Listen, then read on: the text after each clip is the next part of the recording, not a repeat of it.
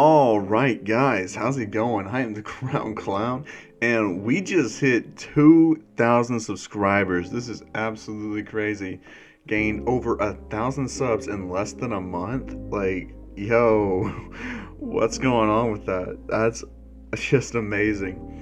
So, today we're doing the 2K special, and before we get started, I just want to say thank you guys. It's absolutely amazing that we made it this far, and I'm absolutely just ecstatic. I'm happy, and I can't wait to get into this what if.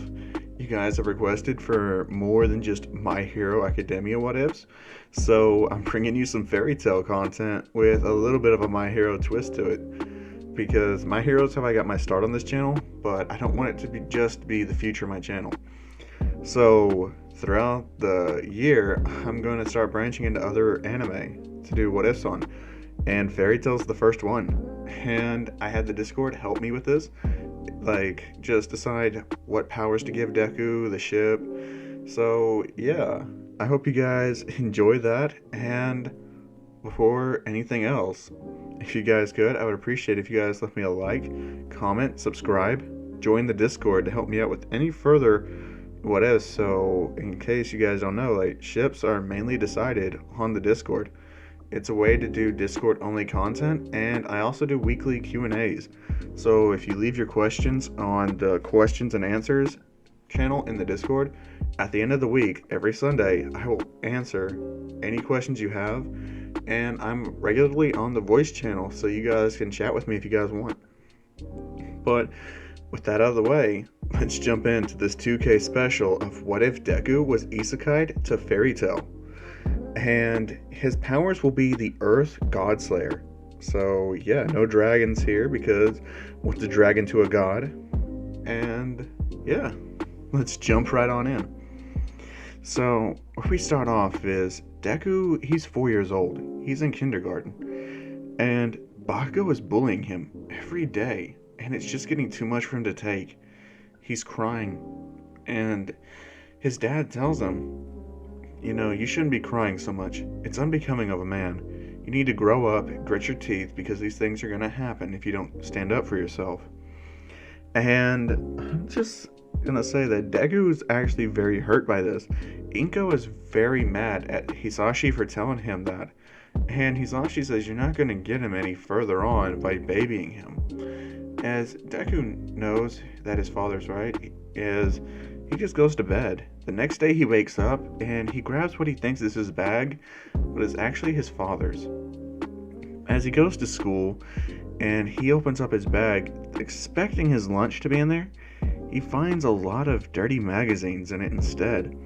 As he's just like, what good are these gonna be? So he just closes the bag and goes hungry for the day. As Bakugo keeps bullying him, but this time he goes overboard. Bakugo tells him that his mom stinks, she's useless, she'll never do anything right for him, and she just keeps babying a worthless nobody like Deku. Deku, he's a very sensitive child, so he starts crying and he runs. He runs so far and into the woods, he's just sitting there with his backpack on and those long clothes that they wore in kindergarten, and he's just crying. And a white light happens, and when Deku, raises his head up from crying, he's in a completely different forest. He notices the earth is different, and it's easier to breathe. And when he breathes in, he feels like his body's being rejuvenated. He feels something growing inside of him. And he wanders around the forest for a day. He can't find anything, no food, but he knows this isn't the world he was originally from. The land, it's all different. There's no schools, there's just mountains, rubbles, even though the houses that you can kind of see in the distance look completely different, more older. And he's just in the forest one day when he runs into a monster and it tries to hurt him. And then he's saved by this kind older man who just looks at him and says, "Hey kid, you alright?" As Deku says, And Deku's stomach would growl as Gildarts, and the man says, "My name is Gildarts. Have you eaten?" And Deku would just say, "No, I haven't." As Gildarts would share his food with him. And Deku would pull out magazines and say, I'm sorry, but this is all I can give you in exchange. Gildarts sees the book and he says, This is perfect, kid. Man, you really made my day. I haven't had any type of new content in over a month. This is amazing. As he flips through it, he realizes these aren't women from his world. They're different. As Deku tells him his, condition, Gildart says, So you ain't got no family here and no way to get home. Deku would say, No, I don't. Gildarts would ask what his name is. He would say, Izuku Midoriya. And Gildart says, Well, how about I become your dad? As Deku would say, You mean it? And Gildart would say, Yeah, of course. After all, he looks in Deku's bag and says, All I really would want is these magazines, since there's 6 more in the bag, meaning Deku had like 7 dirty magazines on him. And Gildarts would say, I'll take you in, I'll train you, I'll feed you, and I'll help you discover what magic you can use. As Deku says, You mean I can become powerful? And Gildart says, I'll see to it. As Deku says, Sure. So Gildarts gladly just puts the backpack on his back. He takes Deku with him on his mission, and when they're on their way there, Gildarts runs into these band of bandits that is terrorizing the shop owner, and the owner tells them that if he helps them with this situation, he will give him one object out of this entire catalog that they're stealing. So Gildarts is happily obliged. He takes out all of them, and Deku sees this book. It says, Godslayer Magic. And the shop owner says, Oh, yeah, that book. It seems like nobody can really read it, not even me. I was really just thinking about throwing it out. The kid can have it if he wants, and don't worry, it won't be your reward. As Deku says, Please? Gildart says, Sure, why not? As Deku flips through the book, he realizes he can read it. He tells Gildarts that he can read this book. As Gildart says, Well, that's amazing. As the shopkeeper says, Really? That book contains really powerful magic. If you learn to use it, you could become a god slayer. As Gildarts hears that, he says, So, what element is it teaching you? As Deku would say, It's earth. And, the magic owner of that shop, he's just like, That proves he can read it, because the element's not stated on the cover. As Gildarts would say, Well, look at that. You got your very own magic book. Now it's just time to teach you how to use it. As Deku would spend the next few years learning Godslayer magic with Gildarts, he would be about 8 years old now. As Gildarts would think that it's about time to formally adopt Deku, he would go back to the town where the Fairy Tale Guild Hall is. As he would tell the master everything and how Deku'd been learning magic from the book. And he would say that the kid actually mastered everything in the book. He has an affinity for earth type of magic. As Makarov would say, Really? That makes him super strong. As Makarov would kind of test Deku. Because around this time, there was a white-haired girl that had shown up. And Makarov had taken her under his wing, along with her 2 siblings, as Deku would be branded with a green fairy tale symbol on his chest, and it would be proof that he's a proud fairy tale wizard, and Deku would be very happy with that. And Makarov says, I want to test your abilities. Do you mind? As Deku would say, No, not at all.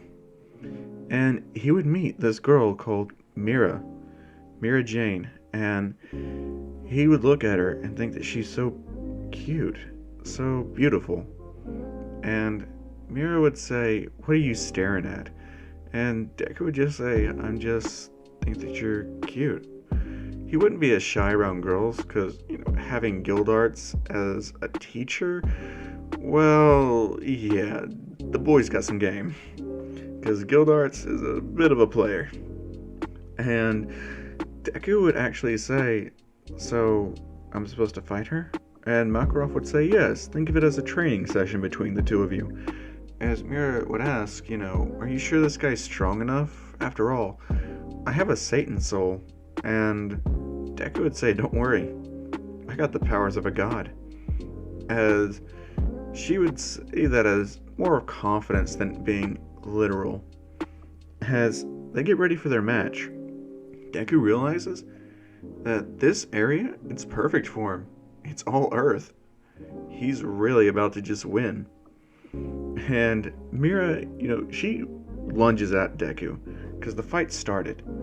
And Deku immediately just says, Earth God Hammer, as a giant hammer comes out of the earth, slamming it into Mira's face. She would be caught off guard and thrown into the air. As Deku would say, planetary devastation. As rocks would start coming out of the earth and forming around Mira. As Makarov would say, okay, time. As Deku would cancel his spell, the rocks would fall down to the ground. And Mira would be shocked at just how strong this kid is, and only at 8 years old. This is amazing. As Deku would say, I'm Izuku Midoriya, and I'm the Earth God Slayer. As Mira would say, that's amazing. And Makarov would come up to the boy and tell him, don't be saying that you're a God Slayer. We don't want everybody to know, especially if you have this type of rare magic. It could be dangerous for you to just go around saying it. Until you're stronger, I suggest you not use it. Or, well, you can use it, but don't tell people you're a God Slayer. And Deku says, well, what am I supposed to do? As Makarov would say, just tell them you're an Earth Mage. Deku would say, okay, I can do that. As Makarov would look at Gildarts and say, so, who is this boy to you? Gildarts would explain that he agreed to adopt Deku. As Makarov would file the necessary paperwork, Gildarts would pay the fee, and Deku would be officially recognized as Gildarts' adopted son. As Deku would be so happy, Gildarts would ask Makarov to look after the boy and to make sure he gets a formal education. As Makarov would agree, and he would take this opportunity to train Deku under his own wing, as Deku and Mira Jane would be more, interactive with each other. They'd be studying together, fighting with each other, and training with each other. As Deku would honestly just be more and more interested in Mira as the days go by, and Mira would start developing some feelings for Deku, but she would always attend to her siblings first and foremost. As Deku would often take jobs by himself, and at the age of 12, he would be incredibly smart, as Makarov would be astonished with how quickly this kid learns and is able to adapt to magic spells that aren't even Earth. Like, he learned Dispel, which is a magic spell that's used to reverse curses, super easy. He would be so proud of Deku and would say, this is amazing. And Deku would say, thank you. As the days go by, a girl with scarlet hair would come to the guild hall, as she was about 12 years old, same age as Deku and Mira. And she would join and tell everybody about her backstory. As Deku would walk up to her and say, hi, my name's Izuku Midoriya, and I'm a fairy tale wizard. As Urza would reach out her hand, Deku would shake it and say, welcome to Fairy Tale, with a bright smile on his face, as Urza would, start to cry a little bit. Around this time, 2 more little boys would join, one who had a stripping habit named Grey Fullbuster, and another one who had a fiery temper named Natsu Dragneel. As Natsu would see Deku, hanging out with Mira a lot, as well as Elfman and Lizana, someone who Natsu is very close to, as Lizana would hang out with Natsu a lot and would actually bring them on. And when Gildarts returned, Deku would run to him as he would say, come on, old man, what have you brought me? As Gildarts would pull out a lacrima, and he would say, I found this for you. It's your same type and God Slayer. It would make you stronger. As Makarov would agree, they would have the lacrima implanted inside of Deku, meaning he would have the natural powers of a God Slayer, but also have a Lacrima power to boost, which would make him infinitely stronger, meaning he would be technically on the same caliber as a third generation Dragon Slayer. So Deku would be very happy. As Natsu would be trying to fight Guildarts, Deku would say, "Hey, why are you always trying to fight Guildarts?" As Natsu would say, "Because I need to get stronger." And Deku would actually hang out with Natsu and Guildarts, seeing as how Guildarts looked at Deku with a familiar bond, and Natsu would really realize this, and he would ask what their relationship is, as Deku would say, "Well, he's my dad." As Natsu would kind of freak out about this, but Guildarts would say, "Hey, don't speak too highly of it, pay it no mind." As Natsu would say, "Alright," and Deku would look at Natsu as like a little brother, have a shared bond between him and Natsu for Guildarts. And Guildarts would have Deku look after Natsu, since Deku would be older than Natsu by a few years. And Deku would say that he would. And that day that Natsu decides to challenge Deku, and as Deku gets ready to fight Natsu, Guildarts says that Deku shouldn't use his earth magic, it'd be over too quickly. As Natsu kind of gets offended by that, he says, "No way, there's no way you could beat me with just brute strength alone." As Deku would say, "Well, why don't we just try it with fists first, and if you push me too hard, then I'll use my magic. Deal?" As Natsu would get an arrogant head and say, "Alright, bring it on."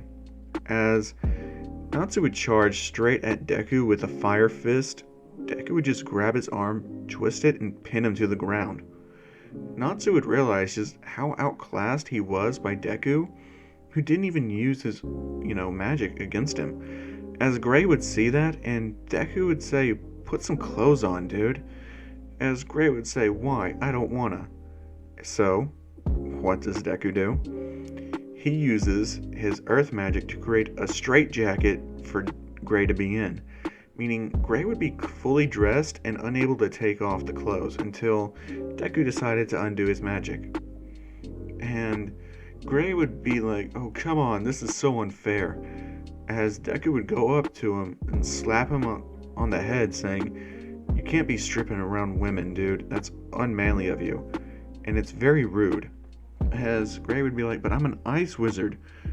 Having clothes on is hot." He says, "Oh, you'll learn what hot is when you're sweating inside this earth." As Gray would say, "Oh, come on, I promise. I'll keep my clothes on." As Deku would bring him some clothes and say, "I undo this, you put the clothes on. You don't, I put it back on you, and I won't take it back off." As Gray realizes the predicament he's in, he accepts. Deku would undo his magic and Gray would put some clothes on. And he wouldn't have that whole stripping deal that he normally would. So Gray would be fully clothed but have a deadly fear of Deku because he knows what Deku's capable of from watching him and Mira spar, as Mira would actually get more comfortable with Deku. And one time, Mira, Elfman, and Lizana would go out on a mission. Deku would ask Mira if he should come along. Mira would say, "No, you're not needed." As Deku would say, "Really?" And Mira would say, "I'm gonna be fine, don't worry." And Deku would say, "Okay," as he would actually accompany Natsu on his very first mission. And Natsu would be super happy to be walking around with Deku, as they just go to stop a few burglars. And Deku would really just be observing Natsu and not really interfering in his fights, as Natsu would actually feel pretty bad if Deku had to save him. And pretty much, Natsu has handled all of them except for one. One guy was about to sneak up on Natsu, so Deku literally created an earth hammer out of the ground, picked it up, and slammed it across the dude's face, knocking him straight through into the forest and through a tree. As Natsu would see that, he would be like, "Oh, you're that strong." As Deku would be actually very ripped and muscular, having been through those 4 years with Guildarts, having climbing mountain tops, and going all through different places, Deku would be very, thorough with his physical training. And Makarov had instilled, discipline into him. So Deku would actually be very, very dedicated to his training. As Natsu would start his training with Deku, they would actually, forge a very close bond, as Natsu would tell them that he kind of has a thing for Lizana. As Deku would tell him, I know, I have a thing for Mira. And Natsu says, it's weird, huh? We have a thing for the two sisters. As Deku would tell him, yeah, but if you're gonna ever be serious about Lizana, then don't ever treat any other girl like anything more than a friend. As Natsu doesn't quite know what he's talking about, Deku would explain it in further detail, to the point to where Natsu would get it. Even though Natsu's a complete idiot, he would understand the feelings of a woman. Because Deku would be very, heavy on that. As they'd come back to the village and into Fairy Tail again, they would see Mira and Elfman crying. As Makarov would tell everyone in the guild that Lizana has died. And Deku would actually be very heartbroken by this. And he would look at Natsu as Natsu's crying.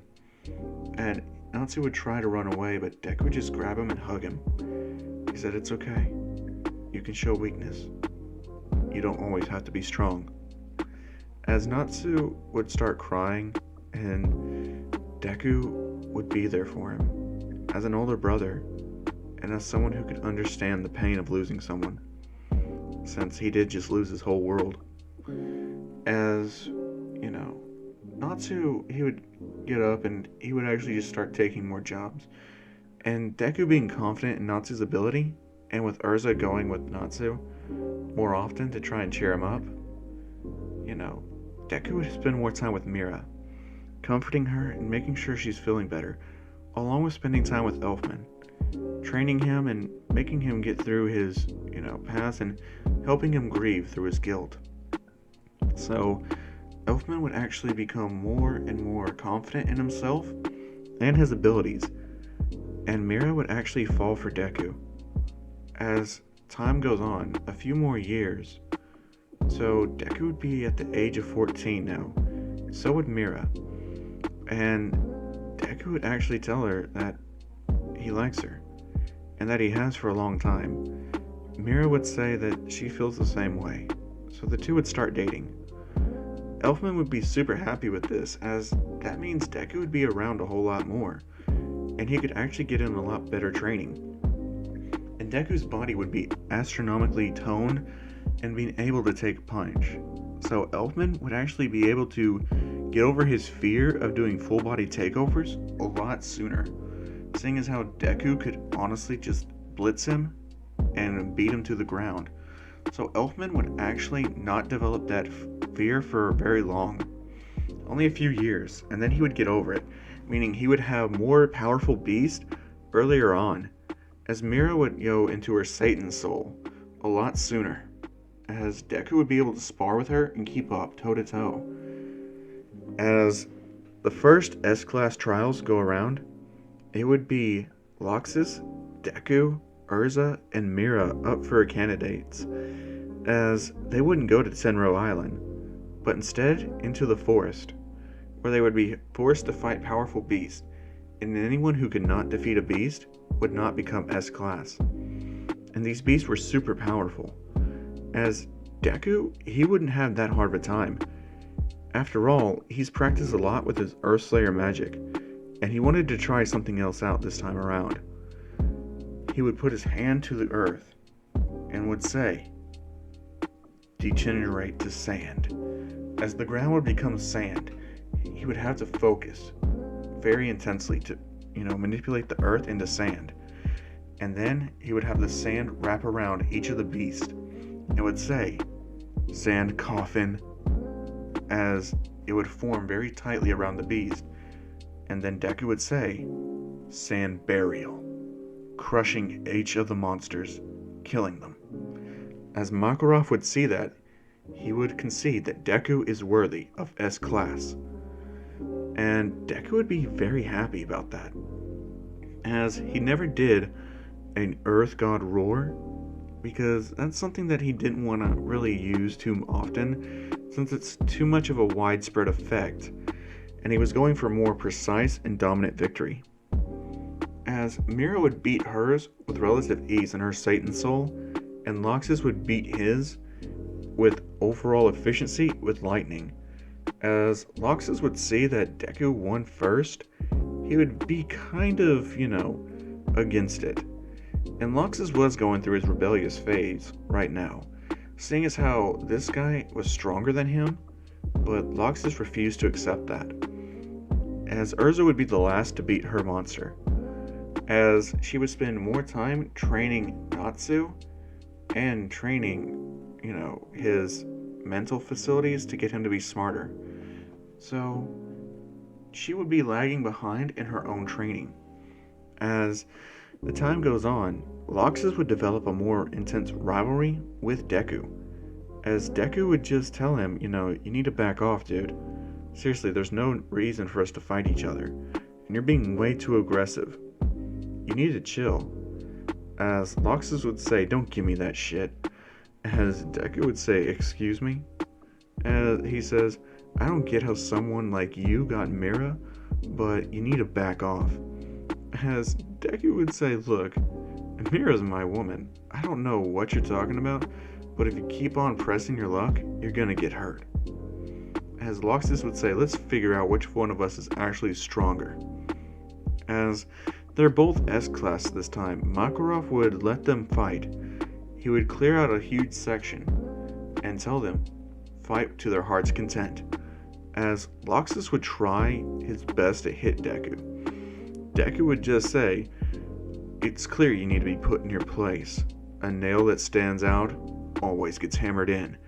As he would hit Loxus at the top of the head with a earth hammer, hammering him into the ground until just his head was above ground.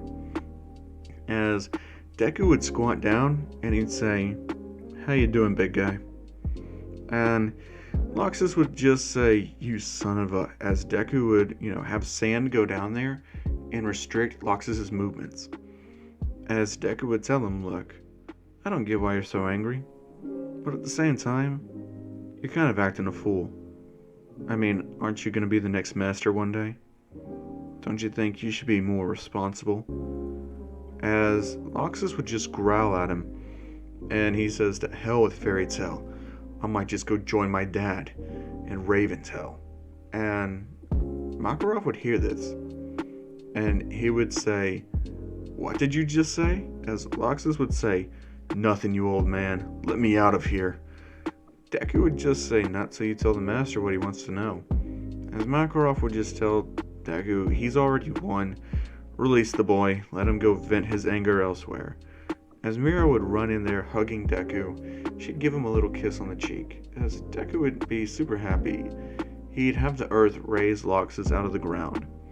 Loxus being embarrassed and seeing how Mira felt for Deku firsthand, he'd actually just storm off. And Kana, she would actually be trying to interact with Deku a lot, flirting with him on and off, as Deku would just be like, look, I'm with Mira, right? As Kana would say, oh, don't worry, I won't tell if you don't. And Deku would just say, no, I'm not that type of guy. And he would just say, okay, bye. As he would leave Kana and avoid her frequently. He would help her out if she needed it, but as for going on missions with her alone, he'd rather avoid it. As Elfman would actually grow a lot stronger, and over the years, all of Fairy Tail would actually get a lot better and increase their strength. Mira would still keep her aggressive attitude, seeing as how her and Deku wouldn't really, keep her down too much or mellow her out, as she would be super aggressive to keep him, and she would also be, over the whole Azana grieving thing, and of course she would still grieve for her once a year, but as for her whole personality changing, that wouldn't really happen since Deku really helped her out. And we get to the part to where Natsu heads out, and Deku would tell him before he does, there's this guy, he's going around claiming your name. I don't know why, but it's starting to build a bad rep for Fairy Tail and for you. I suggest you handle things before I do. As Natsu would see the look in Deku's eyes, especially with Deku being 20 at this point, since Natsu would be 19. And he would say, yep, I got you, as he would head on out. And as for the whole deal with Lucy and the fake salamander, that would actually go to same as canon. And Urza would still be away on her job. So by the time Natsu and Lucy get back, Deku's actually there waiting for him. He's already heard about the reports from the property damage and is about to give Natsu a grand lecture. So as soon as Natsu walks through the door, Deku would literally hit him with the earth hammer, knocking him clean out the door and back into a tree. Well, not really a tree, but a building. As the people would see that it's just Deku disciplining Natsu, they really wouldn't, get too strung up about it, since Deku, he did a lot of stuff for this town. He built every single one of their houses to be very tough and resilient against fire and ice. Since Natsu and Deku would regularly fight, they would destroy a big majority of the town. So Deku was commissioned by the kingdom to actually build that town stronger houses, and he actually got it done in record timing, meaning Fairy Tail is loaded with cash, being paid out by the kingdom itself. Like, they would be loaded. As Deku would regularly be the main breadwinner for Fairy Tail, going out and finding these rare ores and selling them on a market, meaning Fairy Tail would have a huge construction market and would be extremely rich. So yeah, Fairy Tail's really good on money. And Natsu would just be like, hey man, what's wrong? As Deku would just tell him, look at you, over there destroying another town. I'm gonna have to go over there and fix your mess. The hell were you thinking? As Lucy would just be super scared of Deku at this point, seeing how easily Natsu handled all of those bandits and that fake salamander. Like, she would be extremely terrified of Deku, seeing as how he easily just one-shotted Natsu. And Deku would look over and see Lucy and be like, oh, hello, who are you? Lucy would introduce herself, and Deku would say, oh, you're her, okay. Cool, Natsu, is this a girlfriend of yours? Lucy would say, absolutely not, she just met the guy. As Deku would pretty much say, good, I don't want you forgetting your promise you made to Lizana. As, Deku would just be like, you got me? Natsu would say, yeah, I got you. Because everyone would really just be like super, upbeat and happy. And when Lucy enters Fairy Tail, she would see everybody being orderly and not all crazy like in canon. Because with Deku being there and Makarov really training him and instilling principles along with Gildarts' training, he would honestly be the main enforcer for people not to get so rowdy and destroy things, especially since he's the one that would have to fix it. And he's not too happy about all that. As, Gray would actually be fully dressed this time around, and Loki would still be talking to Gray. He would notice Lucy and try to flirt with her, but once he sees Deku walking behind her, he would sit right back down. Loki doesn't want to mess with Deku. So Gray would actually see Natsu just lying there on the ground, as he would go over there to check on him. Gray and Natsu would have more of a rival bond and not hate each other so much, since Deku would actually have balanced them out over the years, having have trained both Natsu and Gray to be stronger than in canon. So they would be like twice their canon strength, but Deku would still easily dwarf them. Since Earth can't be burned so easily or frozen over, he would be the perfect counter to them both. So they would get along a lot easier. So Mira would actually see Lucy and say, "Oh, hello, who are you?" As she would see her walking with Deku, and before she opens her mouth, Deku says, "Look, she's a new member." As she would say, "Better be." And she would walk up and introduce herself as Mira Jane, the girlfriend to Izuku Midoriya, the Earth Wizard. As Lucy's eyes would widen and say, "You're Izuku Midoriya, the Earth Wizard that built all of this town and most of Fiore?" As Deku would say, "Yeah, basically." As she wouldn't realize just how much of a big shot Deku was until she actually saw him. And Deku would actually be wearing like a brown trench coat with a light blue shirt and black pants and a set of boots. His hair would be kind of like Eren Yeager's, but slicked back and not in a man bun. So he would actually have that longish Gildarts hair, kind of just paying tribute, and the brown jacket because of his earth element. And he would wear some black fingerless gloves, as he would be ready for anything. As she realizes this, and Makarov would come around the corner and would sit down. And he would actually say, "Oh, this a new member?" As Deku would say yes, she wants to join Fairy Tail. And Makarov would actually approve her, but say, once she's approved, she would have to prove her strength. As Lucy would be like, "What do you mean?" As Natsu says, "Oh, she's a celestial wizard, and she has one of the zodiac keys." As, Makarov would say, "Oh, really? Which one?" And she would say, "Aquarius." And, Deku would think about this for a little bit and try to decide who could be a good opponent for her that wouldn't go too hard against her. And he says, "Alright, Natsu, how about you hold back a little bit, but, make sure you give it some effort." As Natsu says, "What? You want me to hold back? I'm not sure that I could." And Deku gives him this look, says, "Do as I say, or get hammered in." As Natsu would say, "Alright, I'll hold back." They would go out near the, ocean out there. As Lucy would get ready to battle, she would summon Aquarius. As Aquarius would start her mouth off, Deku would walk up and say, "Listen, we need you to show us your strength.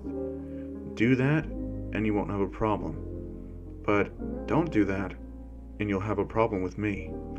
As Aquarius would try to get up in her face, Deku would literally just pull out an earth hammer and say, "Look, keep mouthing off, I'll shut you up.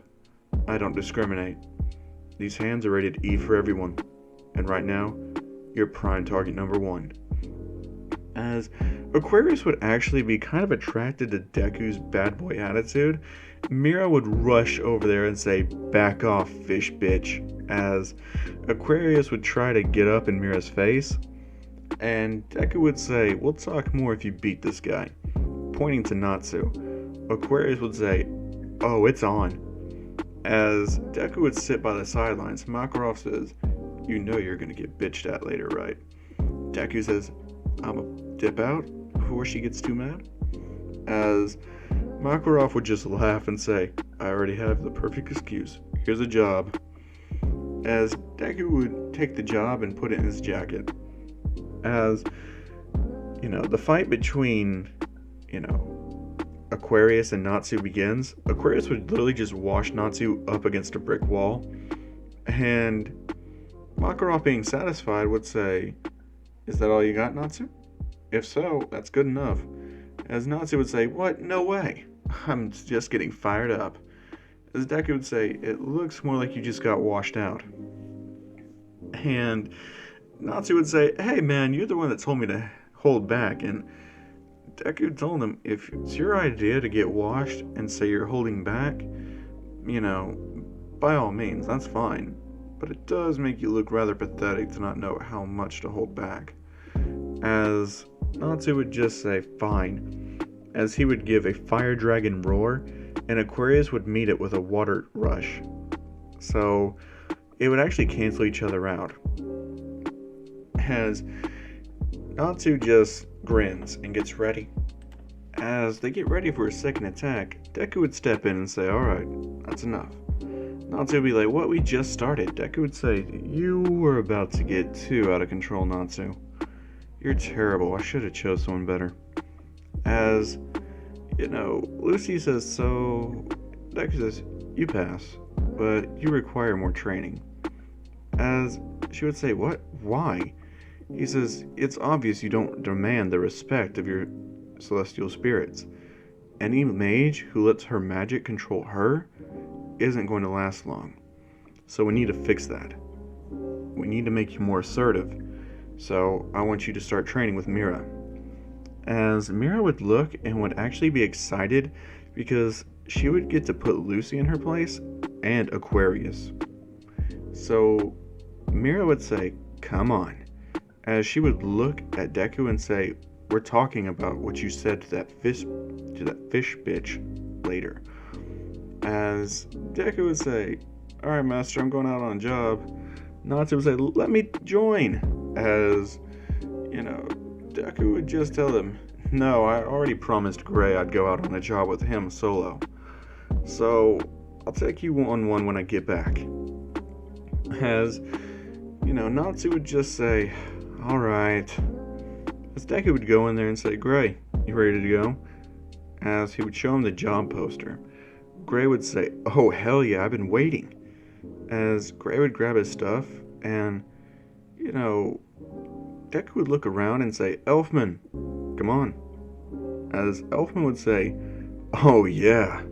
So he would actually run off and he would actually go to another town and he would actually run into Loxus. And Loxus would see Deku and just think, oh great, Earthhead's here. As Deku would say, hey Loxus. As while Loxus and Deku were going on back and forth teasing each other, Elfman would actually be talking to Evergreen. And he would actually be making some moves on her. As Evergreen's a natural flirt, Elfman would read into that and actually, start flirting with her back. As she would see Elfman as a man who's not scared and could actually fight. As Elfman's become a much more valued member of Fairy Tail than in canon, since he's using full body takeovers and not just some, random stuff. So, yeah, Gray would actually be talking to Freed and Big Slow a lot, and Freed would actually look at Gray as, a perfect, candidate to be trained by Deku, and he would ask him how's the training going. As Gray would actually tell Freed that it's actually going a lot better, like Deku's actually teaching him more about Maker Magic that he didn't even know. That he's teaching him that he can't just rely on his imagination, but he also needs willpower to pour into it to make his constructs even stronger. And he says, oh really? So show us what you learned. As Gray would actually pull out an Ice Make hammer a lot similar to Deku's Earth Hammer. And pretty much the way the hammer looks, it's if you imagine like a gargoyle with a hammer. It's basically that hammer.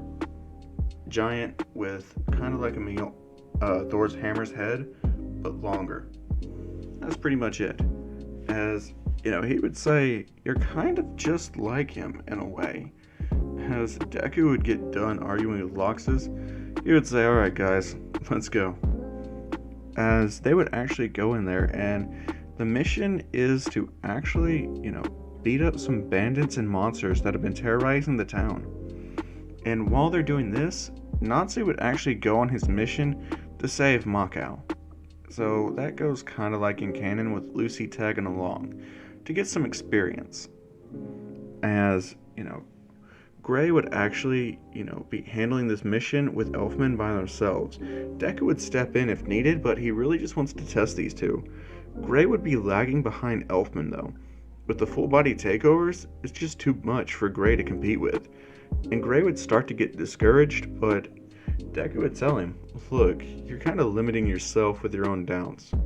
It's obvious that there's something on your mind that's just eating at you. You're not going to be strong if you just keep letting it eat at you like that.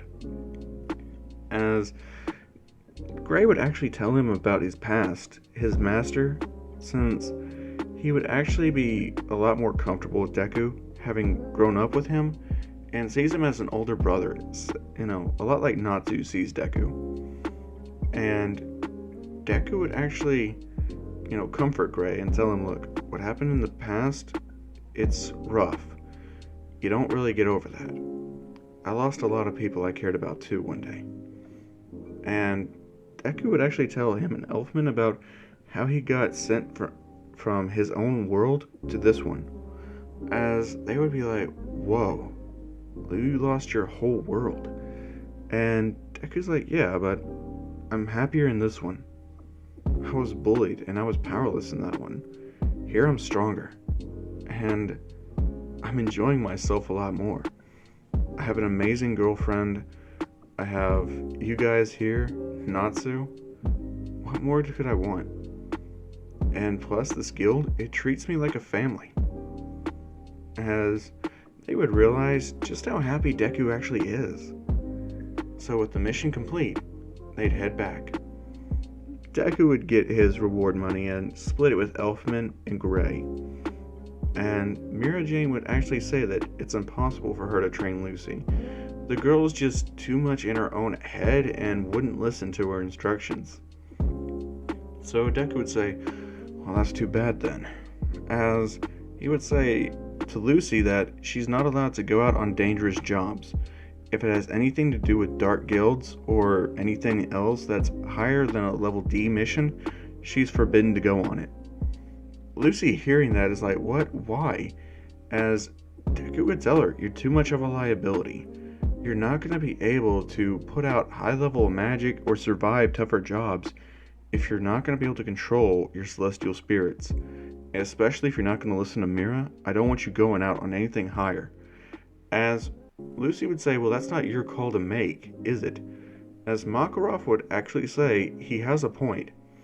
And I've instructed him to look after all new members and distribute what missions they can go on. So it is his choice.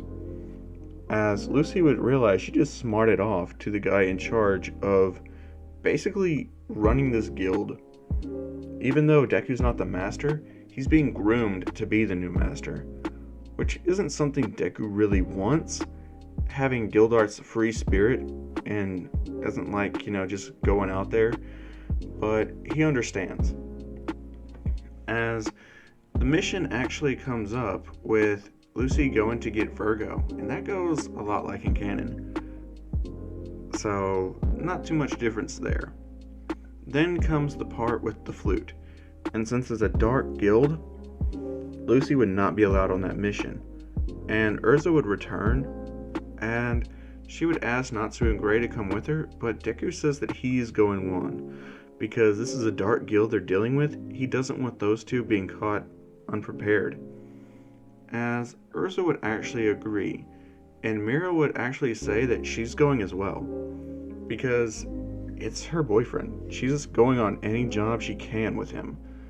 So Urza would say, what? Don't you think this is a bit overkill? As Deku has to remind her, you said it's a dark guild, right? They don't deserve mercy. As Urza would say, you're right, they're trying to hurt innocent people. Deku would say, you're right. So as they head out and they get there, Deku would actually tell Natsu he needs to get over this whole motion sickness thing, as Natsu would say, I can't help it, it's the curse of a dragon slayer. As Natsu would say, you're lucky you're not a slayer. As Deku would actually tell him, look, I don't think you understand just what my magic is. As Mira knows, and Urza knows, but Natsu and Gray don't know it whatsoever. And they just think he's an earth mage. As Deku would actually whisper in Natsu's ear, I'm a god slayer. Natsu would actually just be like, wait, what? As Deku would actually cover his mouth and knock him out, saying, geez, that loud mouth. As Gray would be wondering what was said, as he would be forced to swear silence, and Deku would tell him, I'm a god slayer. And Gray would actually be like, wait, there's other kinds? As Deku would say, yeah, there's about 3 different types. There's Demon Slayer magic, Dragon Slayer magic, and God Slayer magic, which is the same that he is. As Gray would actually think, so we have a dragon and a god. And then he would think about how Deku's so overpowered. He would say, you know, that God Slayer magic would explain a lot. And he says, but wait, you're an Earth God Slayer? And Deku would say, yeah. It's given him certain abilities, especially one of his favorite spells. He doesn't get to use it a whole lot, but it's very fun to use. As Gray would say, what is it? And Deku would tell him, it's a spell called Planetary Devastation. As Gray would be like, and what does that do? As Deku would tell him, basically it allows him to control pieces of the earth up into the sky and create a massive orb with it, or a small one. It depends on how big he wants it or how small he does. But he can crush them together to make it solid, or he could leave it slightly loose to create a prison. So, yeah, Gray is actually pretty much just like, you've been holding way back, haven't you? As Deku would say yes, as he can also control sand, although it requires a lot more focus than just basic earth. As Gray would say, well, how can you make stuff out of the earth then? He says that's part of the God Slayer magic. Since it's earth and not an element that he can carry within his own body, or really just turn his body to, he has to rely on the outside of the earth. But he is learning more things about his power, as how he's able to, add the earth to himself to create an earth shell that can take just a lot of hits. As he says, he recently discovered a new book from a job he took. Being an S-class wizard has its perks, as he discovered this old ravine down there. That's like volume 2 to God Slayer magic, so he's still learning through it. He's not anywhere near to mastering his own power by a long shot. There's a lot to it he doesn't know. As Urza would actually say that he's still incredibly strong, as she's mastered her own requip magic but is nowhere near his level. As Mira would say, of course not. You just have requip magic. You're not a god or a demon. As basically Urza and Mira's rivalry never really died, as Mira would actually take pot shots at Urza at any given opportunity. And Urza would do the same to Mira, as Deku would say, enough, as they would both quit, and Mira would actually cuddle up to Deku. Deku would wrap his arm around her and be very happy. As they finally get to their, destination, Deku would carry Natsu off the train, as Happy would be flying around, just like, you didn't have to knock him out, As Deku would basically just tell him, yes I did, and if you keep quiet about this I'll give you a fish. As Happy would say, aye sir, as he's really wanting that fish. Because every time Deku gives him a fish, it's a really big one, and it's always raw, just like Happy likes it. As they get there to the Dark Guild, Deku's able to sense people, and he senses everyone in the area, and he instantly locates the Dark Guild, as he just says, well, this will be over quick. And wherever the Dark Guild's at, Deku does planetary devastation, trapping them all inside of these earth prisons, and collapsing them and calling the Magic Council, as they would arrest them and very much be thankful to Deku for ending this quickly. And the Dark Guild would go to jail. So basically, the job would be over before Natsu even woke up. Heading back to the guild hall, but Deku would actually stay the night with Mira, having Gray take Natsu back and go with Urza. As Deku would stay the night with Mira, he would actually ask her how she's been holding up. He's been worried about her. he knows that she's been thinking a lot about Lizana. And she says, it's just that it seems like Natsu's forgotten all about her. He doesn't even talk about her anymore, or come to her gravestone. It's like he's forgotten about his promise, and that she really wants him to know exactly what his promise is and the weight that carries it. As Deku would say, I'll talk to him. I promise. As Mira would actually say, thank you. And Deku would say, Lizana might not actually be dead. As Mira Jane would be like, what do you mean? As Deku would tell her about how he came to this world. That would give Mira hope, seeing as how she would think that Lizana just got teleported to another world. And she would be infinitely happier. And she would actually spend a lot of time wondering how she could get to that world.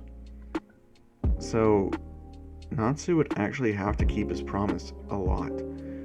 As they head back the next day after spending the night.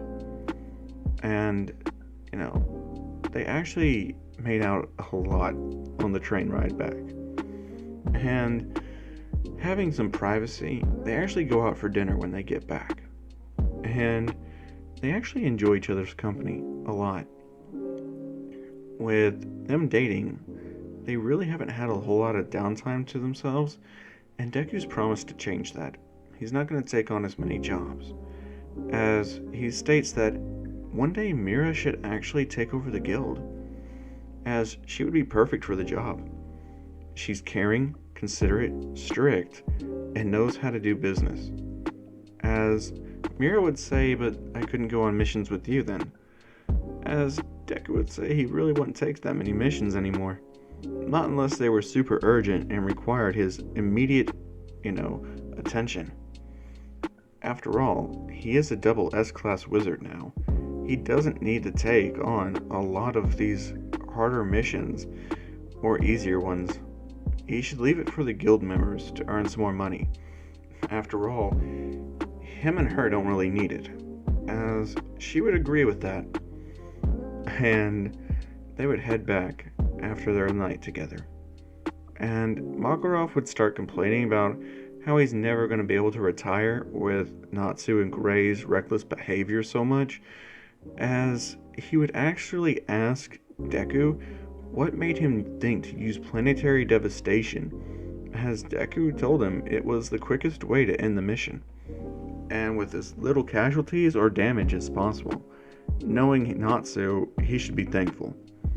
As Makarov would actually have to agree, and he says, but still, I'm never going to be able to retire. As that's when Mira would speak up and say, why don't you just pass the reins over to me? As Makarov would actually be very interested and tempted to do this.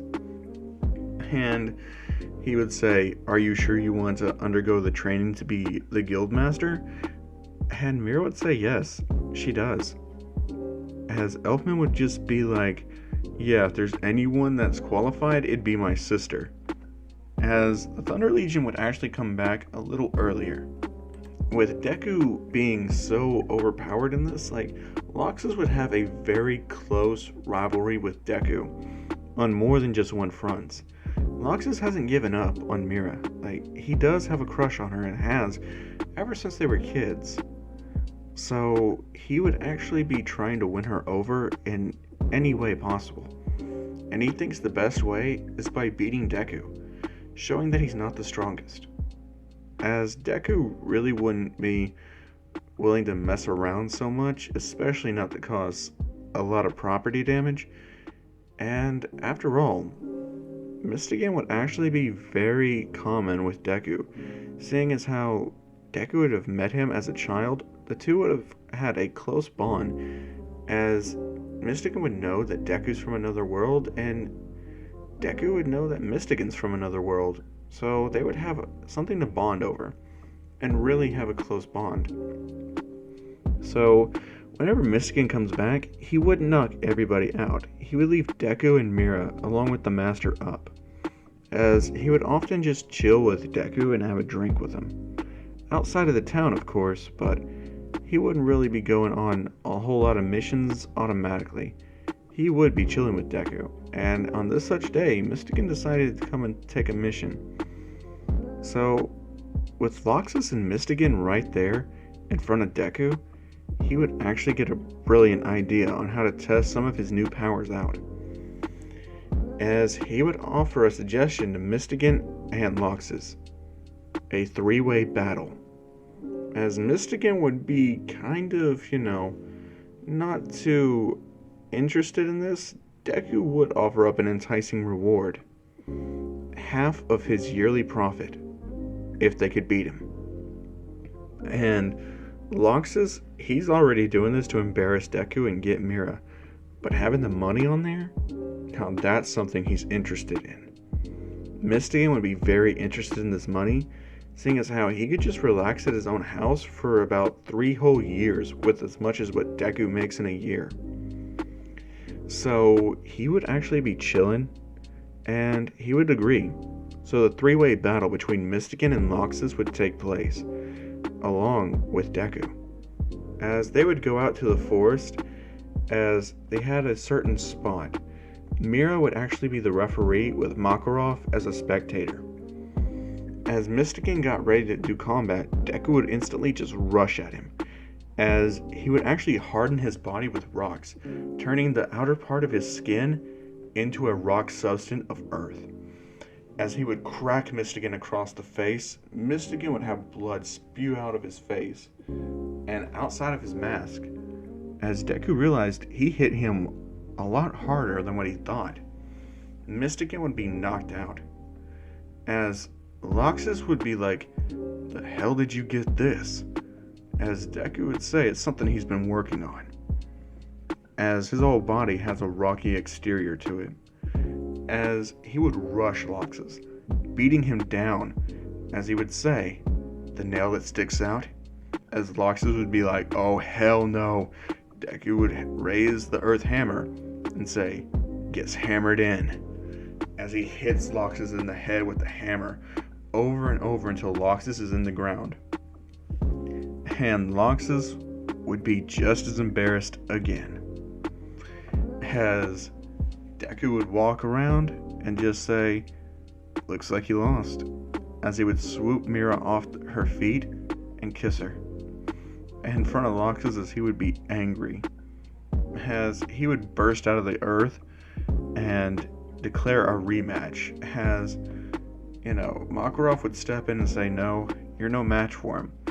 Lightning against Earth just isn't a good matchup. Besides, it's not like you could even hurt him if you wanted to."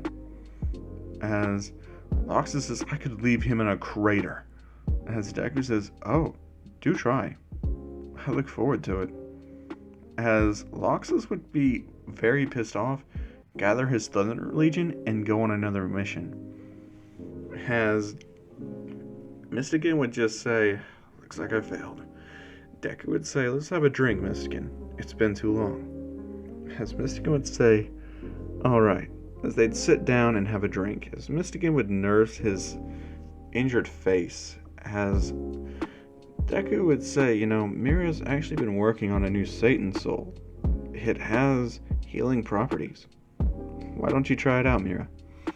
As Mira would change into her Satan soul and would heal Mystican's face, as she got that super early from training with Deku over the time. As Deku would just say, "See, isn't this better?" Mystican would say, "Yeah, you certainly grew a close relationship with her since I've been gone." And Deku tells him, "Well, you have been gone for about 4 years. I am 20 now. Last time we drank was 16 years old." And Mystican would say, "Wow, it's been that long. Who would have thought?" As he would say, "I hear there's this island, and its inhabitants are going crazy with this moon type of thing." As Deku would just say, "Really? Man, if that's a job, I'd be willing to go on it. What crazy island could there be?" As Mystican would say, "Don't you think you should be staying back a bit more, though?" isn't Mira Jane gonna be doing the whole master training? And Deku says, until she's the master, I'm still able to go out on jobs. But once she becomes the master, it is true, I won't be going out anywhere anytime soon. As, Makarov would say it'd be quite a while until she'd become worthy of a master. But he'd be happy if Deku did go on more missions and bring in more money. As Deku would say, isn't our construction front, just the moneymaker? As Makarov says, yes, but with Natsu, we can never have too much. As Deku would say, you're right, he is a bit of a loose cannon. And they would actually return to the guild after a drink. Deku would hand Mystigan an S-rated job, and Mystigan would leave, ready to tackle this quest. As Deku would actually think, of Guildarts. The old man's a triple S-class wizard.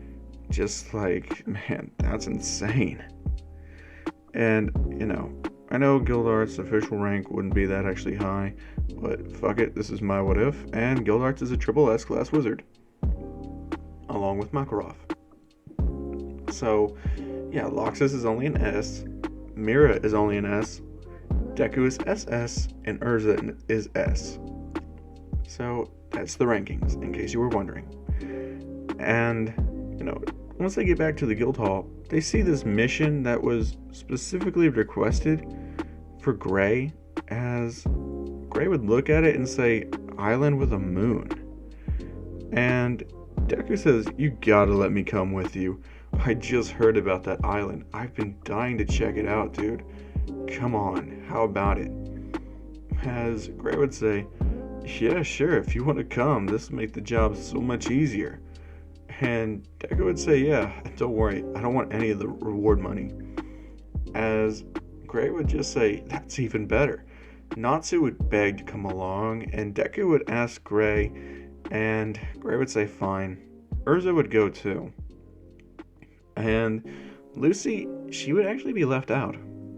So, as they get ready to head to the island, and you guys know which island it is, we're about to meet the boy Leon.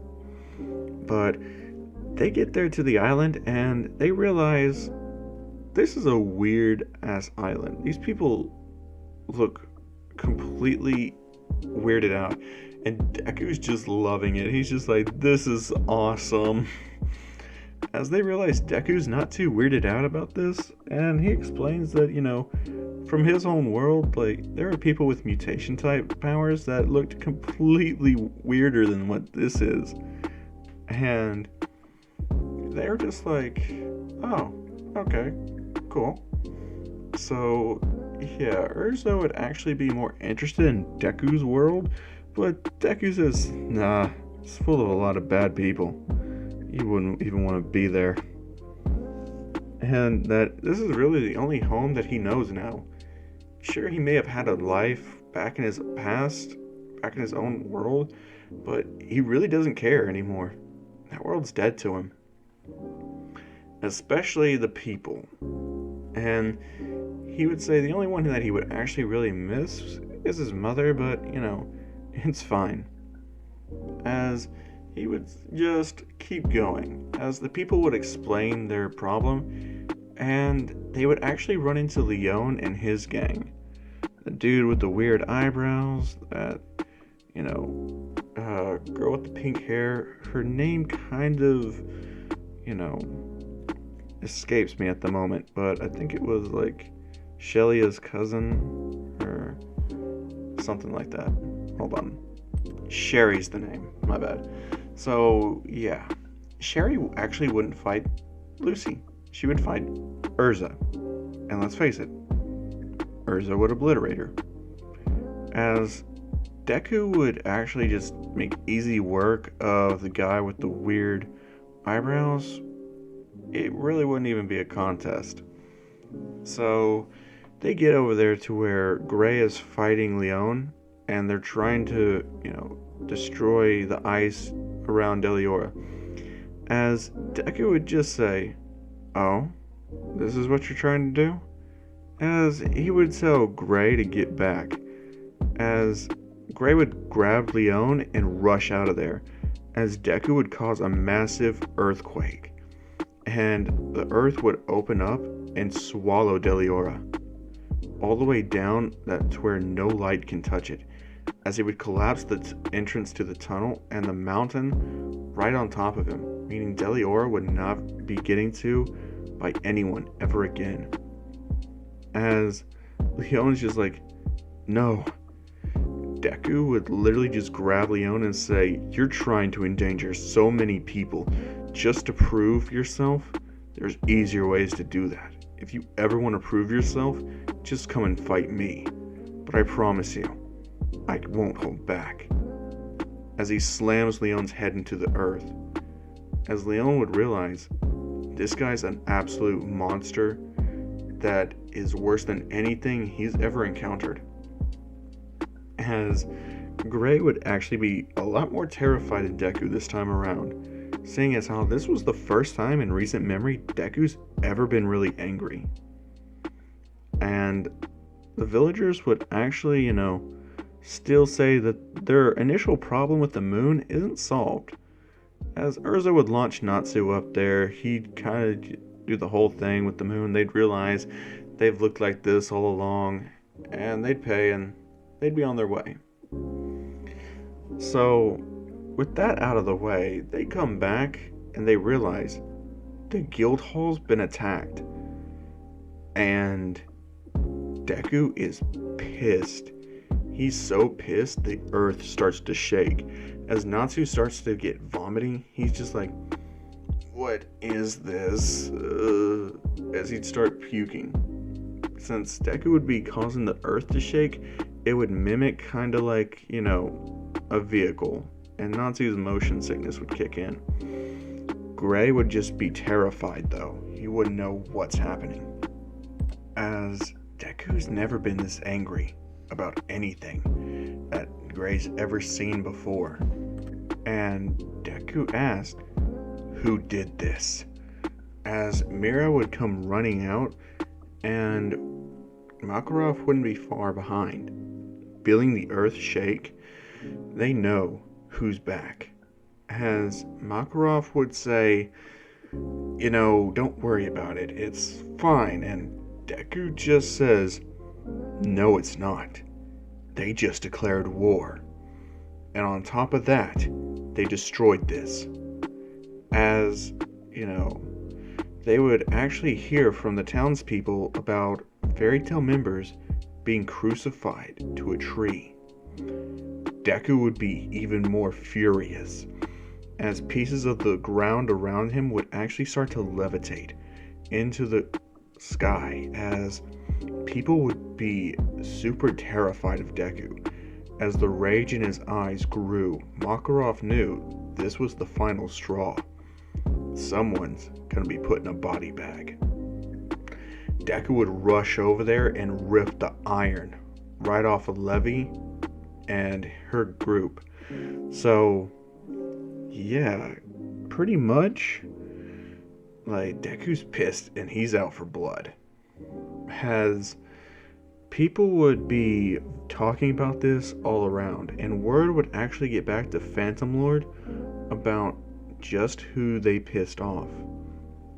As Phantom Lord's master would actually look right at Gajeel and say, Gajeel, did you go and start a war with Fairy Tail?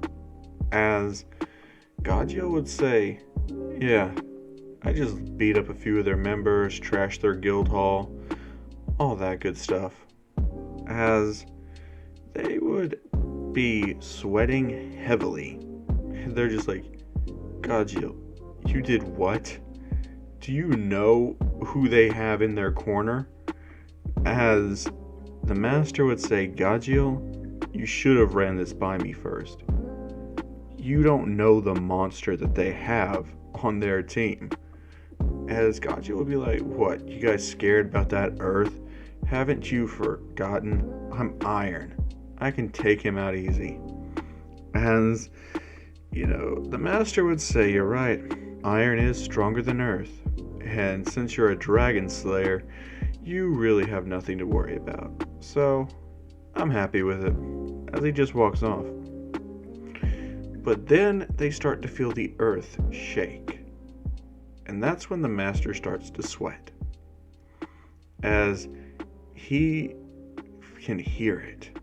Something's coming. As the top of their fucking guild hall gets crushed in by a meteorite-sized piece of earth. And there's more falling. All the members start running out as earth starts hailing into their guild hall. And they look and they see Mira holding Deku, flying in her Satan soul. As she lets him go, he turns his body into a rock substance and crushes their guild hall into a crater. As Deku's like, "Who's first?" A lot of the people run, as Natsu lands down there and sees Gajiel. As Gajiel's just like, "What?" As Natsu says, "This guy's a dragon slayer. I want him." As Deku would say, "Fine, I'm gonna have a talk with their master." As they would actually have Makarov's permission to do this, so they wouldn't have a whole lot of issues. As the Magic Council gets word of a guild war happening, they're just like, "What two guilds?" As they hear Phantom Lord, they're like, "Those guys again." And then they hear Fairy Tail, and everybody in the room starts sweating. And they're just like, "Oh, no. We need to stop this right now. That Izuku Midoriya guy will level that entire city. We need to stop this. Send in the guards." As the army marches towards the city.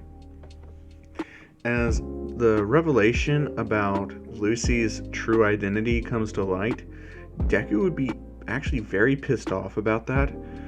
But seeing as how he would send Mira out to look for her, when Lucy would actually get kidnapped, it wouldn't be for long, as Mira would swoop in and beat those other two to a pulp, just obliterating them.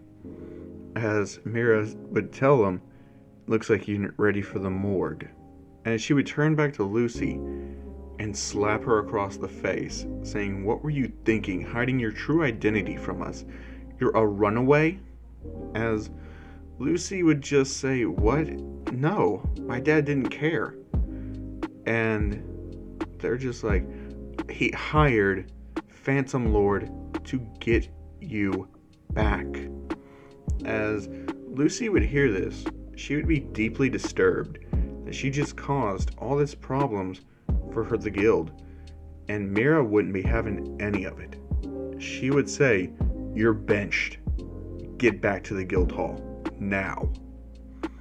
And she would escort Lucy to the guild hall. Meanwhile, Urza would not be the one to take on the master. It would be Deku. And this fight would go very differently. Makarov wouldn't have to intervene whatsoever, since Deku would just step up, and this is when he would actually reveal his true magic. He would say, "You just fucked with the Earth God Slayer of Fairy Tail, Izuku Midoriya. I hope you're ready for the hell you've brought upon yourself." As the master would say, "Oh really? I had the powers of a demon." And Deku says, "What's a demon to a god?" As he yells, "Earth God, roar!" as he rages his earth breath across the master, completely tearing him to pieces. He would be pinned as Deku would rush and blitz him, hitting him with the biggest earth punch possible, sending him flying out of his own guild hall to the back alleys. As Deku wouldn't be stopping there, as he would have the streets turn to sand and put him in a sand coffin. As the master would struggle, as Josei would actually struggle to get out of the sand, Deku would hit him with the earth hammer, knocking his face into the ground, and then taking the ground that he's on and putting it into a planetary devastation and throwing it into the ocean. As Makarov says, "You're going to kill him," Deku says, "No," as he undoes the planetary devastation, and Josei's free, but terrified. As Natsu, he still battles Gajeel, and without Lucy there's nobody to create the fire. Meaning, when Deku walks up with Phantom Lord's Master Josei, just beaten and bloodied to a pulp, Gajeel realizes just how strong this guy is. As Gajeel boasts about him being iron, and Deku says, "If you give up, I won't put you in a body bag." As Gajeel's just like, "Oh yeah? And who says you can do that?" As Deku just looks, as he's picked up a shovel along the way. And Gajeel says, "What, you gonna fight me with a shovel?" Deku just says, "No, I simply brought the shovel to dig a grave for you after I beat you." As Gajeel's just like, "Oh, really?" Deku would blitz him and hit him so hard that it would crack the steel, breaking it. As Gajeel realizes just who he fucked with, Deku would create the Earth Hammer again and slam it into Gajeel's side, breaking his ribs, and stomp his head straight through the ground into the earth. As Gajeel would lay there, bloodied and beaten, Deku would say, "As I said, I'll dig you a grave." As Gajeel said, "I surrender." As Deku says, "Good." The Magic Council would get there, and basically, they would be pretty furious with this guild war, but seeing as how things were resolved by the time they got there, they really can't do much. Fairy Tail's master was just beaten to a pulp. Well, not Fairy Tail's master. Phantom Lord's master was beaten to a pulp, and Black Steel Gajeel was too, as the Phantom Lord Guild was disbanded. As Juvia would actually be welcomed into Fairy Tail because she actually turned herself over and surrendered the fight after Gray basically beat her. So Makarov would actually welcome Juvia a lot earlier. Meaning, after Lucy gets done seeing her dad and tells him off, just like she does in canon, she would return to see Juvia, as Deku was actually, pretty happy with the way things turned out, but he does warn Juvia that if you mess with Fairy Tail again or ever put them in danger, I won't hesitate to put you in a body bag. As he says, "Remember, I always have a shovel with me at any time." And she would just say, "Yes, sir." As Gray would actually ask Lucy where was she, and is she okay? Lucy would have tears in her eyes and say, "Yeah, I'm fine." As Gray would hug her, and Juvia would be kinda jealous, but she wouldn't dare interfere or something like this. Natsu would actually have an earful given to him by Deku saying, "What's wrong with you? You make Mira seem like you don't even remember Lizana. Do you even remember that promise you made?" As Deku would say, "If you do, you need to stick to it. Live by it. Especially since Lizana might not be dead." Natsu would hear that. His heart would beat a flutter, and he says, "Really?" As Deku would say, "Do you not remember the times that I told you about my past? About where I come from?" And Natsu would say, "That's right. How could I forget that?" As Deku would tell him, "You're an idiot." And he says, "Yeah, I am. I'm sorry. I'll keep my promise. She's out there somewhere, and we'll find her one day." As Deku would say, "Yeah, we will. Don't worry about it." as basically Natsu would actually have tears as he remembers all those days he spent with Lozana, that little family that they had with Happy. He remembers it fondly. He wants to go back to those times again, just to see her. As Deku would actually walk up there with Mira, he would say, "Oh, that's one thing out of the way." As Deku would be summoned to the Magic Council, and he would actually go, as the Magic Council would ask him to testify, and he would say, "Sure, whatever, just, pay me my normal fee." As they say, "Well, there's another issue we want to talk to you about." And Deku would be like, "Okay, well, what is it?" They say, "We want you to become one of the 10 Wizard Saints." Deku would agree. So Deku is now one of the 10 Wizard Saints. And that gets around that Fairy Tail has another 10 Wizard Saints member among their ranks, Makarov being one of them. As Makarov would welcome that with Deku with open arms and throw a party for him. As Deku would actually just be pretty chill. As, Mira would say, "Why don't we do some bedtime sparring tonight?" As Deku would say, "It's been a while. It's a special occasion."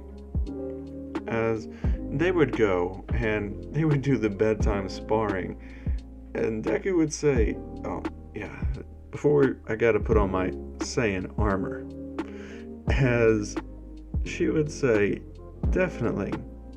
Ever have bedtime sparring without that armor, and I'll kill you."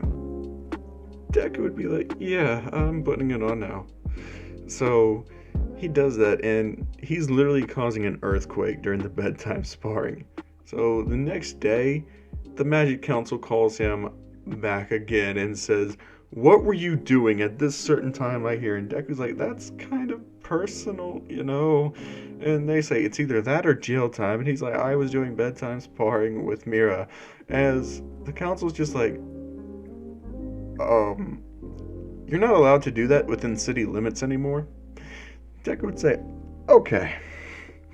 So he would actually, just take it as that. And this is when the Tower of Heaven stuff starts. As Deku would actually go with them instead of Lucy, seeing as how Lucy is still in hot water with not being completely honest with the guild. And Deku's not one to let that go. Neither is Mira. So Lucy has to stay behind. She's not allowed to go on this job. As Deku is there, he's basically pretty happy. As they run into the same trouble that they do at the casino, Juvia does her best to protect Gray. Deku, not having any of this, completely just knocks them all out with earth walls. After they're all pretty much just knocked out, Urza would actually question them along with Deku. And they would actually get a very vivid idea about what's actually happening. As, Miliana would actually be in tears about seeing Urza again, as well as those other guys. And basically, Simon would be the one to tell them everything. And Deku, seeing how reliable Simon is, thanks him and tells him that, "Don't worry, we'll handle everything." As Simon would actually take them back to the Tower of Heaven in order to stop Jalal's plans. As they get there, they're not having to fight them, so they go straight for Jalal. Natsu rushing as Urza was forced to cry because of Jalal, and that's something that you don't do. You don't make Urza cry, especially to Natsu. As Natsu would be forced to fight Jalal, and Jalal would actually wipe the floor with Natsu. But Natsu would tell Deku, "Don't get involved," as Deku is actually trying to evacuate all of the non-combatants that would just get wrecked anyway. So everyone except for Simon from the Tower of Heaven is gone, but Deku's not really gonna let Simon just do as he wishes. As Ursa is about to get hit by that attack, and when Simon jumps in, Deku's actually the one that takes the hit. He jumps in front of Simon with his earth body and tanks the blow from Jalal. Jalal, realizing who he just hit, and looks at Deku, who is super pissed off at this. He's just like, oh, this is bad. As Natsu would just have eaten the Ether Nano, gaining his temporary Dragon Force power, and would whoop Jalal's ass. And Deku would actually say to Urza, "What the hell were you thinking? You're getting too emotional. You need to get out of here now," as he tells Simon to pick her up and take her out of here. Simon would do just that, bridle carrying Urza off of the Tower of Heaven and away from her nightmares. As Jalal would get beaten down not by just Natsu, but Deku would actually grab him by the leg, pull him close, raise his arm up high, and slam Jalal's head in with a punch that sends him straight through the Tower of Heaven. As Deku would actually just leave with Natsu, Urza would be already gone. Basically, the only person left on the Tower of Heaven would be Jalal when that ray of Aetherion hits. And since the Tower of Heaven had already been pretty much destroyed, Jalal, he does survive, but is automatically arrested when the search team gets there the next day. And the other guys, well, they would just leave. Except for Simon. Simon would say he needs to go find his sister. And, Miliana would actually hang around with Simon, just so she can have a more adventure. As Urza would say, you guys could join Fairy Tail. And Simon promises to join right after he finds his sister. As Urza says, and I wait to see you there. As they head on back, this is when Gagio would actually run into Loxus after, Levy's team would actually kind of just call him out there for the same reason and, attack him. Gagio wouldn't really defend himself, and Loxus would show up and just shit on Gagio. And when Deku gets back and hears that Gagio joined, he's actually okay with it. He's just like, well, he needed a place to go, and if Master says that, he's not that bad, then oh well. Everyone makes mistakes in their past, but that doesn't mean they're a bad person. Trust me, I would know.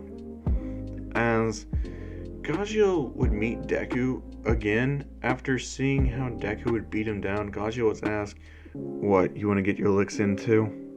As Deku would just say, "What do you mean, get my licks in too?" As Gagio would tell him about how Levy's team called him out there to just hit him, and how Loxus just showed up and just almost killed him. Deku would actually be pretty pissed off about that, because that's not how Fairy Tail members are supposed to act. As Gagio would actually, just say whatever. As Deku would grab his shoulder and say, "Well, I'm not going to attack you, you're not just walking away from me." As he would actually set Gagio up with a place. As Gagio would ask him why he's doing this, Deku says, "I do this for all Fairy Tail members. You're a member of Fairy Tail, so that means you're going to be here as well. And I'm setting you up with a place. No ifs, ands, or buts about it. It doesn't cost me anything. It literally just takes the moment of my time to build you a place." And Gagio is actually very thankful for it. As Gagio talks to Deku more about his past, and he starts to bond with Deku. As Deku would be okay with this, realizing that Gagio kind of reminds him of Bakugo. As much as Bakugo was a bully, Deku remembered the times before. As that's kind of what Gagio reminded him of. And Gagio would just be happy that someone's listening to him and could actually, relate to him a bit. And since Deku's the Earth God Slayer, like Gagio being the Iron Dragon Slayer would actually get some pretty solid training from Deku, as that's how they would mainly, spend their time and bond. But, of course, during the days leading up to the Fantasia event, basically, Gagio would have to really just play it cool. As, they're doing this whole singing act and Mira's up there doing her performance. Gagio's just like, wait a minute, I can do something better. As he grabs his suit, his guitar, as he takes Mira off the stage and throws her off, starts sitting down and playing his guitar. Deku saw that, and he immediately just rushes over there, jumps right above Gagio, and does the iron, punch right to Gagio's head. I say iron because it's like Deku's fist, his body's as tough as iron. So, yeah.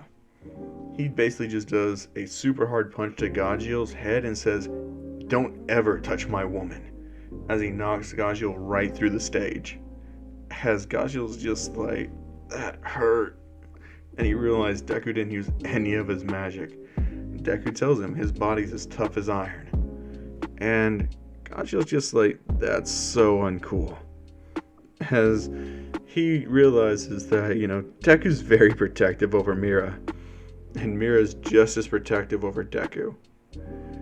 And basically, Loxus shows up and, before he can do all that shit, like, all the girls, they do get petrified, including Mira. That still happens. As, Evergreen, she does feel bad about doing that to the guy she likes' sister. And Elfman is very, hurt when Evergreen does that. As Evergreen kind of feels really bad for it.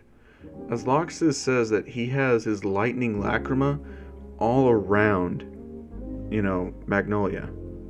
And he says that it's the Battle of Fairy Tale. If anyone wants to stop him, then everyone's going to have to fight. And there's no escaping. As Freed set up his barriers. As everyone rushes out, Deku's just kind of hanging back. He doesn't really want to hurt anybody. So he's just going to chill there until most of them take themselves out and Loxus makes himself, noticed. As everyone's just freaking out over the girls, Deku would walk up to Mira and see just how hurt he really is and how much anger fills him. Elfman, he didn't rush out immediately either. He wanted to talk to Deku, seeing as how Deku's probably the only person that cares for Mira just as much as Elfman does, if not even more. Deku is enraged as Elfman can feel the anger pouring off of Deku, and he tells Elfman, Loxus has gone it this time. He's over the limit. And this time, I'm not holding back against that motherfucker. As Elfman is scared. This is the first time Elfman's felt fear in a very long time. As Makarov tells Deku, don't kill him. And Deku tells Makarov, there's fates worse than death, and I'll make sure he experiences it. As Mystigan would actually be coming back, and Deku would be walking out, as everyone who sees Deku entering the battlefield would immediately, try to give up. Especially since, it's Deku. But some people are dumb enough to try and fight him, as Deku's just bitch slapping his way to Loxus. Because he knows Loxus is in the cathedral, because he can sense everybody from the earth. He's got that Toph ability. It's part of his God Slayer magic. as he's just walking over there. And Loxus can hear him, and he tells Freed that the monster's coming to play. As Freed is just like, oh shit. But Elfman is right there with Deku. As Loxus says, make that 2 monsters. As Freed would actually head out to intercept them. Gray would actually take on Big Slow this time, meaning Lucy, she doesn't get to do anything. As Natsu and Gajiel are kind of trying to get out of the barrier, they really can't, not without Levy's help. And since she's petrified and they're really not trying to think of anything, Natsu eventually would think to use his flames to undo the petrification. But at the same time, he's not really thinking about it like that right now. And Deku, he's actually already on his way to the cathedral, so he's heading there a lot sooner than people think. As for when he actually arrives, Freed is there to fight, but Elfman handles him. So the fight between Freed and Elfman would actually go pretty interesting, as Freed would try to use that form of his and his words. Elfman would really just go to a beast takeover, and I'm gonna say he's got that alligator type one with the super tough skin, since that's the one he's mainly been using against Deku when they train. He's got a very good handle on it and knows how to work around his speed deficit. So whenever Freed would go close for a strike, Elfman would just grab his arm, break it, and punch him repeatedly.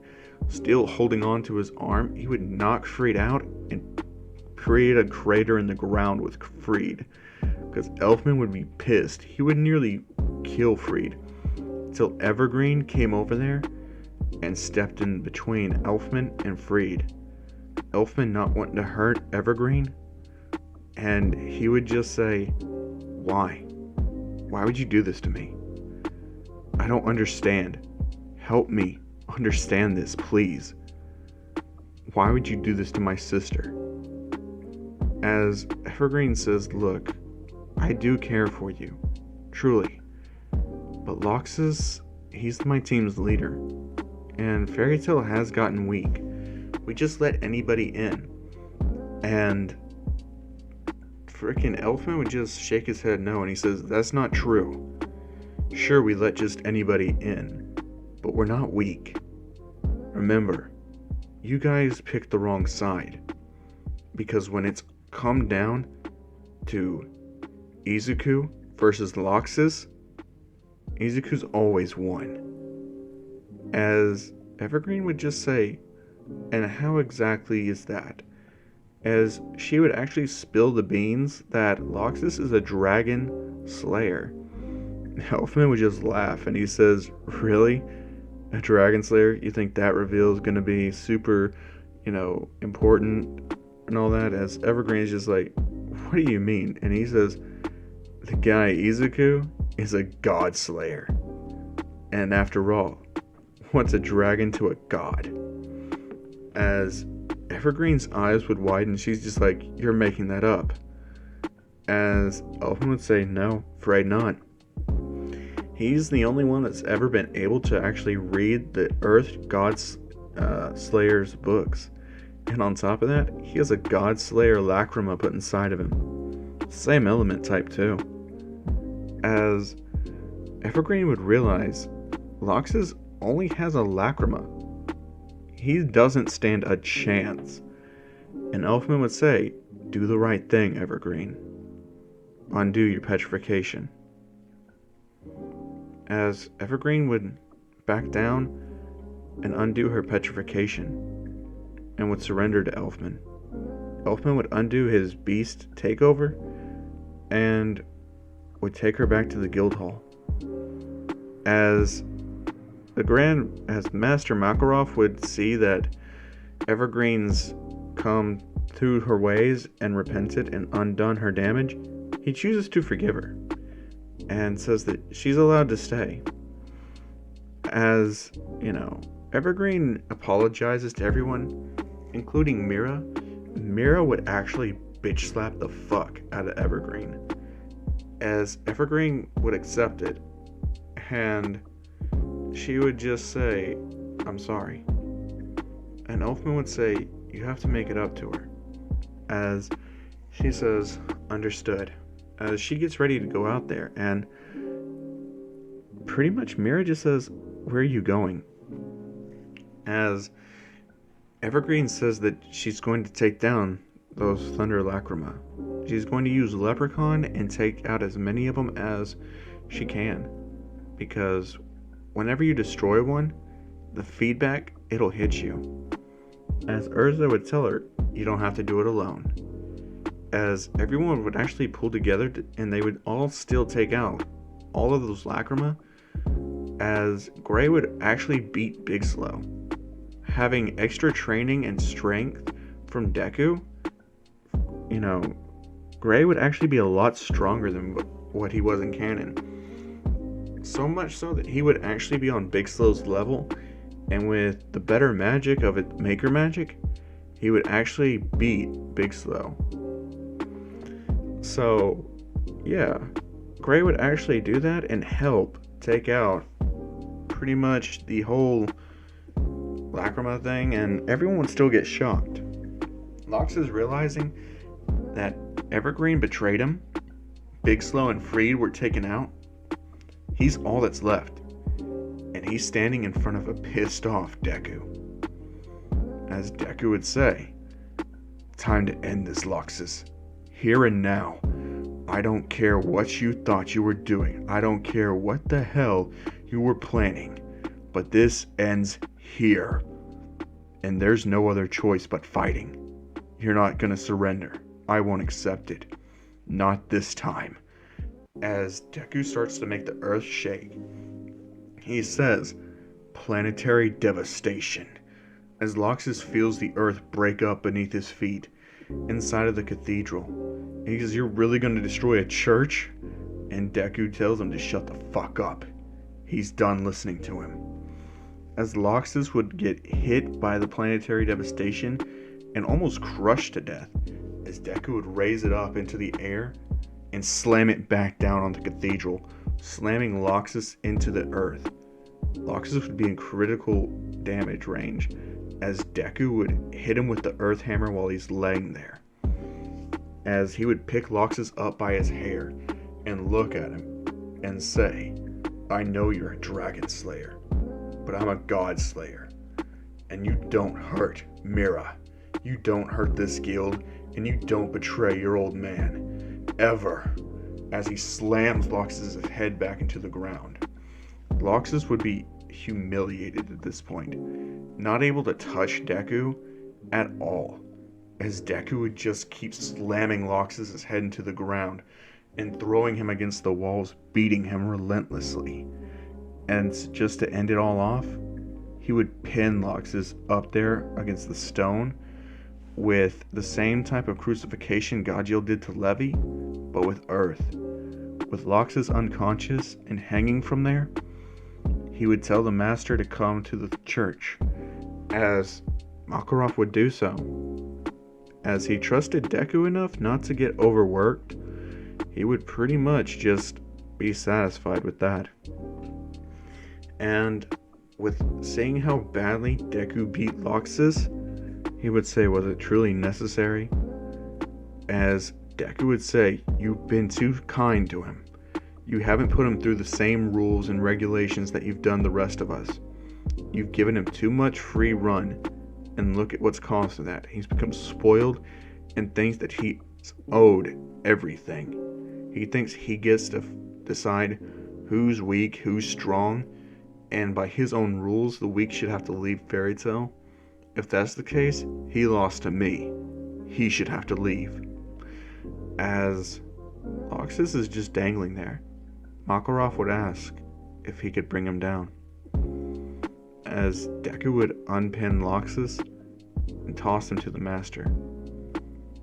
As Loxus lays there on the floor of the destroyed church, Makarov would look at him and would haul him off to the guild infirmary in his enlarged state.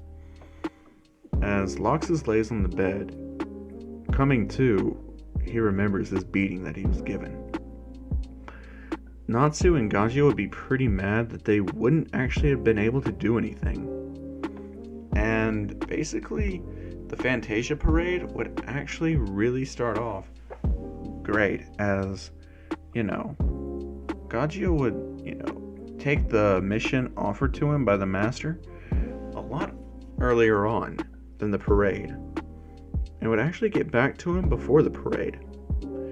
As seeing that message, he would be pretty happy with Gajio's, performance. As the parade was getting started, Deku would actually be dressing with Mira and getting ready for it. And they would hear pretty much everyone asking the master if Loxus could be forgiven, As Deku steps out, everyone shuts up.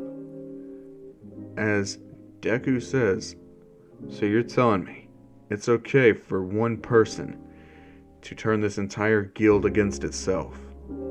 As Natsu would say, he didn't mean to. Deku would yell at him to shut the fuck up. He's talking, Natsu will listen. As Natsu realizes Deku's not playing around. And Makarov would say, "Speak your piece, Izuku." As Deku would say, it's okay for one person to turn this guild against itself, to have its members fight to the death, to have hostages being held from your own teams. And Loxus would say, "I was just trying to make you guys stronger." And Deku would say, "Stronger? Don't give me that shit. You just wanted to fulfill your own selfish desires. I've had enough of you. It's time for you to leave." As Loxus would hear that, Makarov would say, "I agree. Loxus, I cast you out of Fairy Tail. You are no longer a member." Loxus would feel the pain in his heart, and everyone would ask to overturn their decision, for Deku to reconsider, and for the master to not listen to Deku so much all the time. As the master would say, when the boy is right, he's right. We can't show favoritism, even to family. And Loxus says, "He's right. What I did was unforgivable. I need to atone. I can't do it here." And Loxus would head out. The Thunder Legion would actually be pretty broken up about this, as Evergreen would cry and Elfman would comfort her. And Evergreen would remember what she said to Elfman about caring for him. Elfman would sit down and say, "I care for you too. I didn't want you to be expelled, so that's why I tried to talk you down. I knew that if you didn't undo the damage you did, you would have been gone. I would have been sad." And that's when they would actually start to date. And Elfman, he would actually have more of a Bane build. He wouldn't go to that overly mountain, super bodybuilding type deal. He would look like more of Bane from Batman before the Venom. So, yeah, Loxus would actually be gone, and Elfman would be with Evergreen. Freed would be so broken up and have a vendetta against Deku. Big Slow would understand all of the reasonings and would try to get Freed to listen to reason. Freed would not, though. And during the parade, Deku and Mira Jane would actually be sitting it out. Having her turn to stone was pretty, maddening for him. So she would actually be comforting him this time around. Elfman and Evergreen would be in the parade as Fairy Tail's newest couple. As Juvia would not be on the float with Gray, but instead it would be Lucy. She would be doing her magic with Loki, Leo, because yes, she still gets Loki. That doesn't change. Deku just wouldn't have had any type of impact on that, so I didn't cover it. But yeah. And they would actually do a lot more cooler stuff, as Gray would actually match Loki's light and would actually create a light of ice that would light up the sky in the fairy tale symbol, as everyone would be captivated by their light, as Gray and Lucy would actually get closer together. As Juvio really wouldn't be doing that much other than being a model for, the parade. As they do that whole finger thing for Loxus, even Deku does it, because he doesn't hate the guy, he just thinks that he stepped over the line.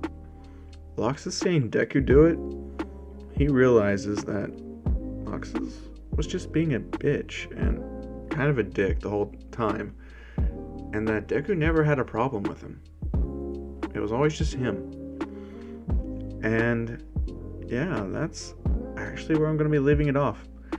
I hope you guys enjoyed this video, and if you did, I'd appreciate if you left a like, comment, subscribe. I've been the Crown Clown. As always, I hope to see the rest of you beautiful people again later on today with What If Deku Was Superman. Peace.